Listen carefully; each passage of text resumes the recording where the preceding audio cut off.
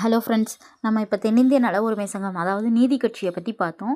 1920லேருந்து 1937 வரைக்கும் அவங்க தான் கட்சியில் இருந்தாங்கன்றதை பார்த்தோம்.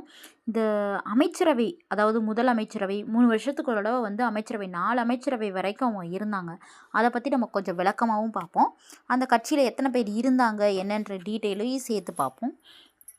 இப்போ என்னென்னா, அங்கே நீதி கட்சியோட நிர்வாகிகள் எப்போ தேர்ந்தெடுக்கப்பட்டாங்கன்னா 1917 அக்டோபர் மாதம் தான் தேர்ந்தெடுக்கப்பட்டாங்க. ஆனால் நம்ம நீதி கட்சி, அதாவது தென்னிந்திய நல உரிமை சங்கம் எப்போ உருவாச்சு? நவம்பர் 20, 1916 30 பேர் வச்சு உருவாச்சு. ஓகேவா?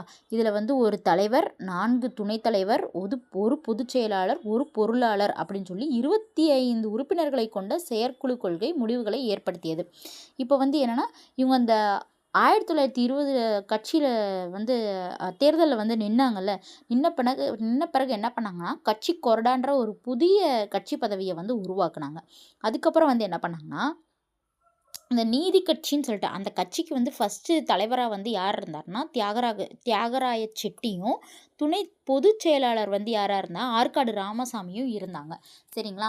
இதுக்கப்புறம் தான் இந்த தியாகராய செட்டி அந்த 1920 தேர்தலில் என்ன பண்ணுவார்னா, இதுவாக நிற்கிறதுக்கு, அதாவது முதலமைச்சராக நிற்கிறதுக்கு மறுத்துருவார். இவருக்கு பதிலாக தான் அந்த சுப்பராயலு நாயுடு தலைமையில் இருந்து ஃபஸ்ட்டு முதலமைச்சராக அவர் ஆவார். அதுக்கப்புறம் சட்டமன்ற தேர்தல் நடக்கும் 1920.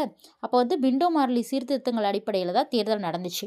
அப்போ என்னென்னா, சென்னை சட்டமன்றத்தில் மட்டும் எத்தனை உறுப்பினர்கள் இருந்தாங்க? 127 உறுப்பினர்கள் இருந்தாங்க. அதில் இந்துக்களில் 98 பேர் 98 பேர் 61 தொகுதியிலேருந்து தேர்ந்தெடுக்கப்பட்டாங்க. அந்த இந்துக்கள் 98 பேர் 61 தொகுதியிலேருந்து தேர்ந்தெடுக்கப்பட்டாங்க. இது இரட்டை, இவங்க மிண்டோ மார்லியே இரட்டை ஆட்சி முறையை தான் கொண்டு வந்துச்சு. அதனால் அதை எதிர்த்து காங்கிரஸ் தேர்தலில் போட்டியிடலை.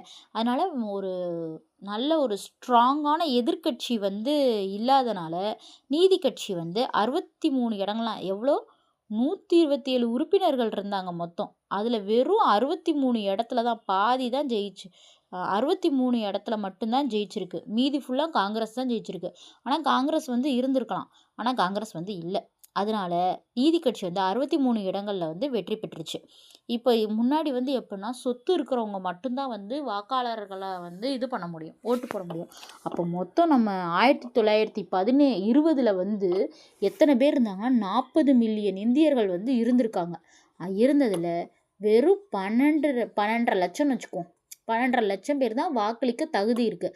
அதில் சுமார் 24.97% வாக்கு மட்டும்தான் பதிவாயிருக்கு.